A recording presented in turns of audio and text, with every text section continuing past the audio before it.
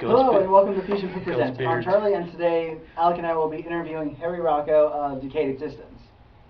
Now, my first question for you is, what got you into like death metal instead of, Well, I liked metal in general growing up, but death metal, I went to a show at the Stone in San Francisco. I think it was April 21st, 1989. It was Dark Angel, Sadist, Death, Pestilence, and Autopsy. Great show. After I seen that, it was over. I knew what I needed to do, and it was on. And yeah, that's all she wrote. Really. It sounded like it must have been a great show. Yep, it definitely was epic. It definitely was a game changer for me, yeah. All right, and my second question is, what is your favorite track to play from your new album? My favorite track I'd say to play is probably Genocide Industries. It's just fun to play, but I don't know. I like a lot of them, but I'd have to say Genocide Industries would probably be the funnest one to play. It's not very difficult, but it gives me. It's kind of like my break. I get to relax throughout the set. That's the song that kind of pulls back a little bit, and I can relax and enjoy it. I'd say that's the one. All right, and what was your favorite one to record from your new one? I actually like recording them all. I have a good time recording it. It's like it's making it. You know what I mean? That's what I like to do. I'd rather record than play live, really. But as far as the one that got me the most stoked when it was done, listening back to it would probably be Sick. And of course that's the one we made a single, made a lyric video and pushed that one. I actually still have to look that. I have to check that out still. Yeah, it's not bad. Not a bad one. My favorite. All right, and my technically my fifth question. I'm not really sure how to phrase this. What made you think of Decayed Existence for the band name instead of any other possibility? At the time, every band you would think of, like every cool name I'd think of, there's already a band for it, or it's probably the same way now, but I thought, well, I need to make a band that has two words in it, because the chances of someone having those two words the same would be really, slim. They're very, very unlikely. So, yeah, a friend of mine was starting a underground magazine, and he called it Decayed Magazine, and I stole the name and then added Existence. Seems like that really seemed to work out for you guys. Yeah, I just stuck with it, do what I do, it seemed to fit, so I just rolled with it, and that's that, All right, awesome to hear. Yeah. And I'm Alec, I'm here with Harry Rocco. So, I understand you came out from the Bay, is that correct? I'm from Santa Rosa, yeah. So what was it like coming from an area that had probably more of a prominent metal community than, coming over here? Well, at first it was terrible. I moved from Santa Rosa to a little town called Whitmore, and there was nothing. There was nothing. There was nobody. Nobody even heard of Kiss. And that blew me away when I first. But I moved up here in the early '80s, and I was back and forth. But yeah, up here it was definitely. It seemed like everybody was 20, 30 years behind. It sucked. So how did you make it work? How did you end up finding the right people to form a band? I'd hang out at the record stores, really. I started hanging out at a record store called the Underground, and one of the clerks there is a dude I knew, and he liked metal, and we started jamming, and basically that's how the beginning of the Decayed Existence started right there, and that was like in '91. That makes me feel old. 92, something like that. But yeah, basically me and this guy started it, and it's nobody. Back then, death metal wasn't death metal. There was death metal, but not in this area. It just wasn't up here. So when we're playing live up here and playing death metal, it would draw a crowd for good and for bad. Some people just look kind of like a morbid curiosity of what is that, what is going on, and then some people would get into it. But either way, it did start a lot of things up here. We did start a pretty good scene, and it was really awesome in the '90s. It's kind of fizzled out. It's kind of up and down. Trying to get it back though.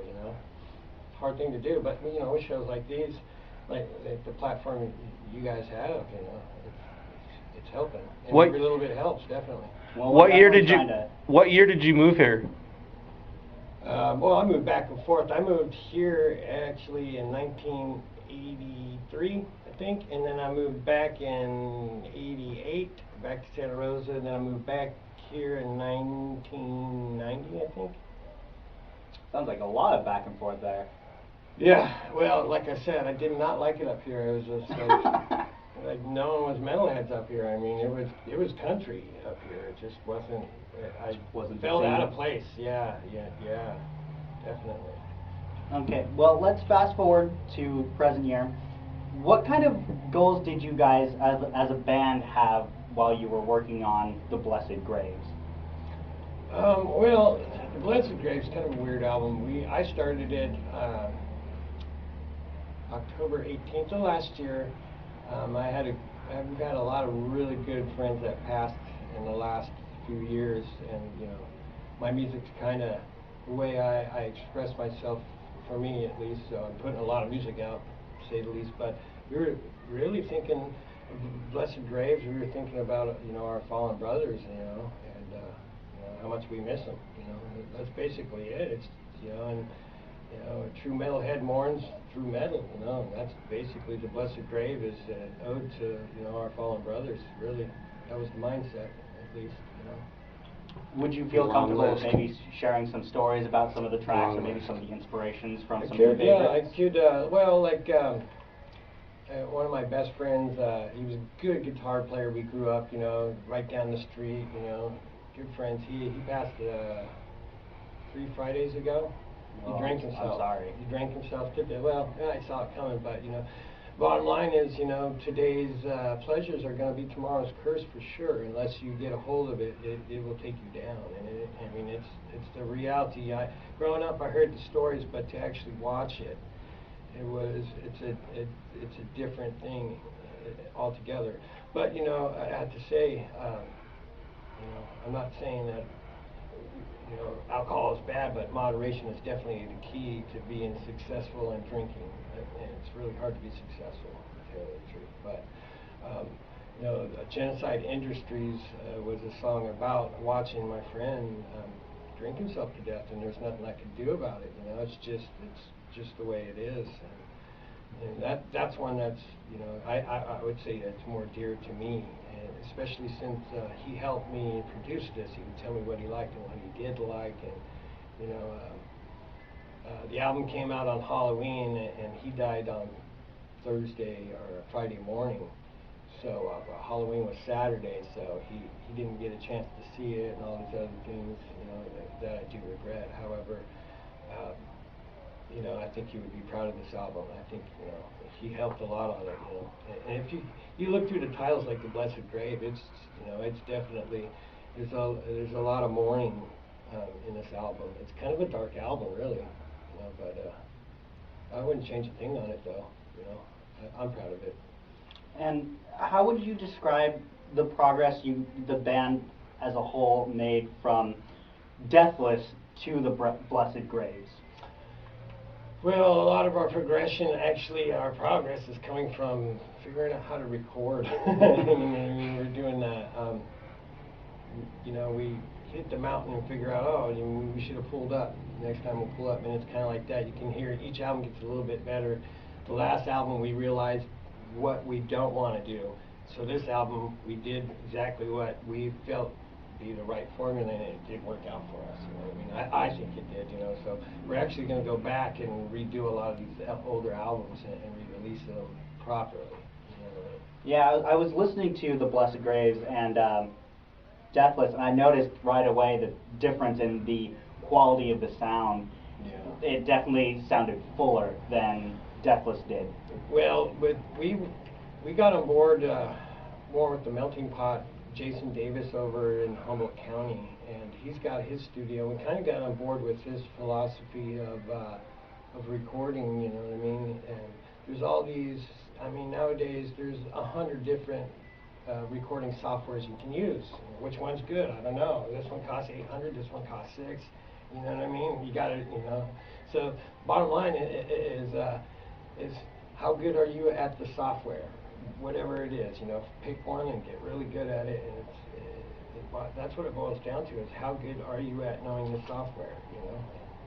And we got a software, it's called the Reaper, and it's really user-friendly compared to a lot of stuff, so that made all the difference in the world, really, for us, you know.